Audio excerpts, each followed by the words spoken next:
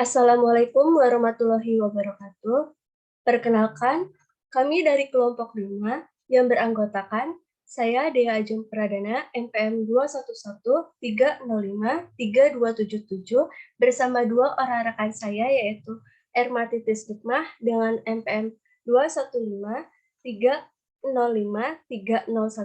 dan Hasni Septiani dengan MPM 211305397. Di sini kami akan mempresentasikan materi mengenai pemakaian tanda baca yang berupa tanda titik, tanda koma, tanda titik koma, dan tanda titik dua. Baik, materi yang pertama akan disampaikan oleh Saudara Hasni. Kepada Hasni, saya persilahkan. Baik, saya akan membawakan materi yang pertama. Sebelum memasuki materi yang pertama, saya akan membacakan pengertian tanda baca terlebih dahulu. Tanda baca adalah lambang yang tidak berkaitan dengan fenomena bumi atau kata dan frasa dalam suatu bahasa, tetapi berfungsi untuk menunjukkan struktur dan organisasi suatu tulisan, serta intonasi dan jeda yang dapat diamati selama membaca. Aturan tanda baca berbeda antara bahasa, lokasi, waktu, dan terus berkembang. Beberapa aspek tanda baca bersifat spesifik dan karena itu bergantung pada pilihan penulis. Penerapan kaidah tanda titik tidak banyak menimbulkan masalah selain yang dibahas pada penulisan singkatan atau akronim. Namun, ada kesalahan yang masih sering ditemukan, yaitu yang pertama ada penggunaan tanda titik pada akhir penomoran yang lebih dari satu angka. Yang kedua, digunakan pada angka atau huruf yang sudah menggunakan tanda kurung. Contohnya, 1A dalam kurung 1 titik, pengaruh bahasa daerah dan bahasa asing 1.1, pengaruh bahasa daerah 1.1.1, pengaruh positif 1.1.2, pengaruh negatif. Menurut kaidahnya, tanda titik tidak digunakan pada akhir penomoran yang lebih dari satu angka. Tanda titik juga tidak digunakan pada penomoran yang sudah menggunakan tanda kurung.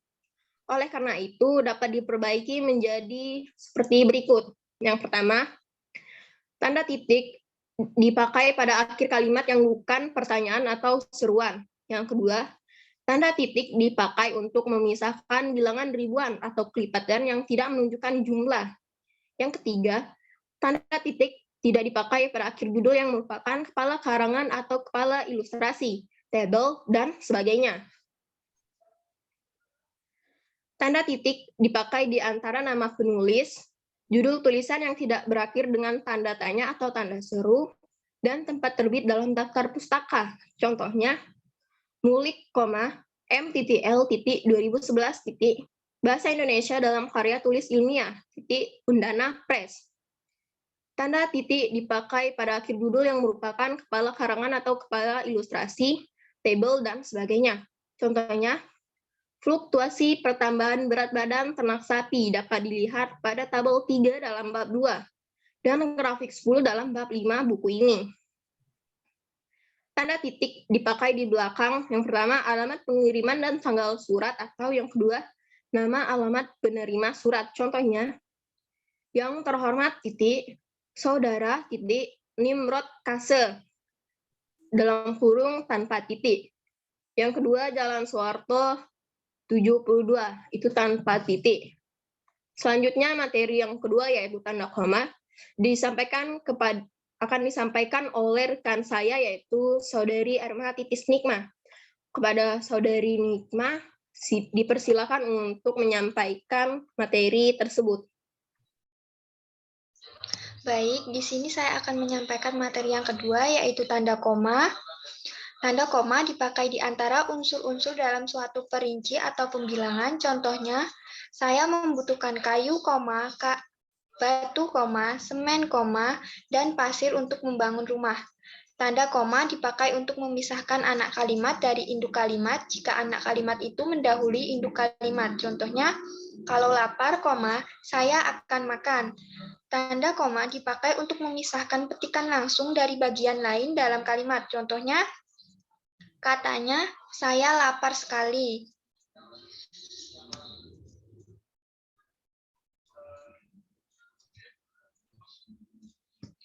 Tanda koma dipakai di antara nama dan alamat, bagian-bagian alamat, tempat dan tanggal, dan nama tempat dan wilayah atau negara yang ditulis berurutan. Contohnya, nama dan alamat tempat kerja saya adalah Fakultas Peternakan, Universitas Nusa Cendana, Jalan Adi Sucipto 10, Pen Fui, Kupang, NTT 85001, Indonesia.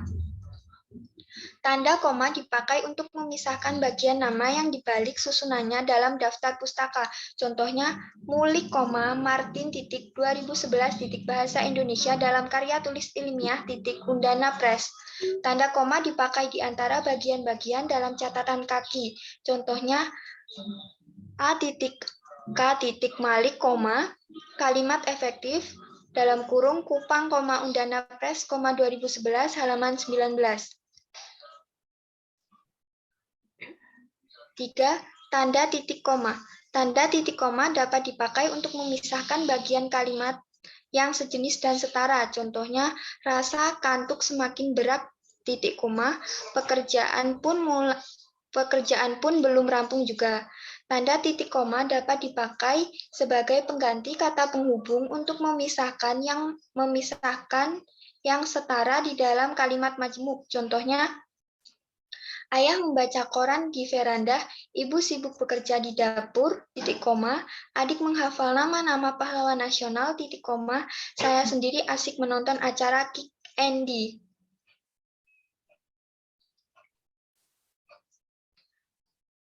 Baik, materi yang selanjutnya akan disampaikan oleh rekan saya, yaitu Dea Ajeng Pradana.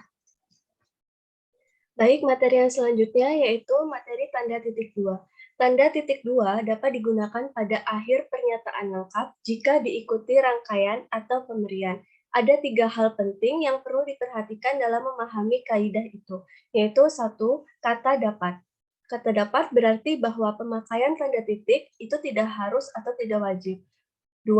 Pernyataan lengkap. Pernyataan tersebut sekurang-kurangnya mengandung unsur subjek dan predikat. Dan yang ketiga yaitu rangkaian atau pemberian. Sama pengertiannya dengan perincian penguraian unsur-unsurnya. Tanda titik 2 sesudah pernyataan yang diikuti perincian apabila perincian itu merupakan bagian dari pernyataan lengkap tersebut.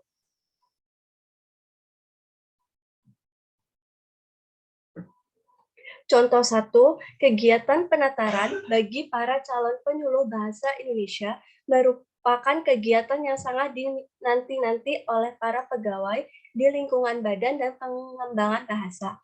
Hal itu wajar karena jumlah pegawai yang dapat mengikuti penataran sangat terbatas. Sehubungan dengan itu, kami perlu melaporkan hal-hal sebagai berikut. Titik 2. 1.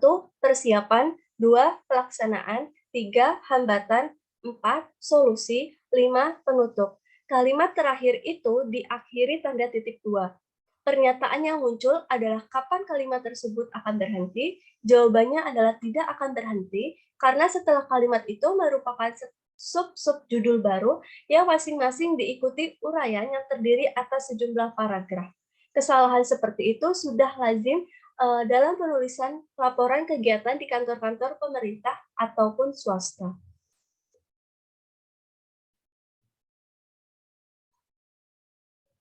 Contoh, mahasiswa yang akan mengadakan penelitian harus melakukan hal-hal berikut. A. Dalam kurung, mengadakan survei awal. B. Menyusun proposal penelitian. C. Mengumpulkan data. D. Mengolah data. Dan yang E. Menyusun laporan penelitian. Pernyataan pada contoh 2 termasuk pernyataan lengkap.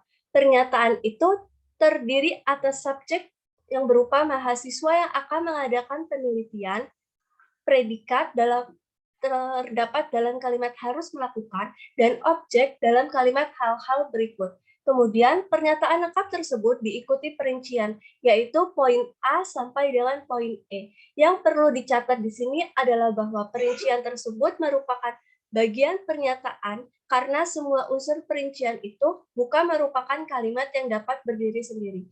Konsekuensinya adalah bahwa setiap awal perincian dimulai dengan huruf kecil dan diakhiri dan setiap akhir perincian diakhiri tanda titik koma. Kemudian perincian yang terakhir adalah diakhiri dengan tanda titik. Simpulan, tanda baca sangat esensial dalam bahasa tulis, karena tanpa tanda baca, maka makna, kata, atau frasa, ataupun kalimat menjadi kabur, bahkan kacau. Tanda baca yang lazim digunakan dewasa ini didasarkan atas intonasi, dan sebagian didasarkan atas relasi gramatikal, frasa, dan interrelasi antar bagian kalimat.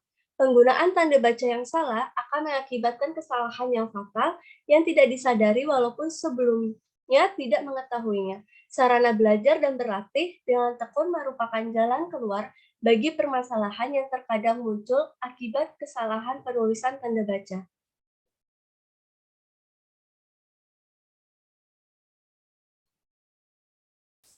Baik, itu tadi presentasi dari kelompok kami. Kami mohon maaf apabila terdapat salah dalam pengucapan maupun perbuatan. Kami akhiri. Wassalamualaikum warahmatullahi wabarakatuh.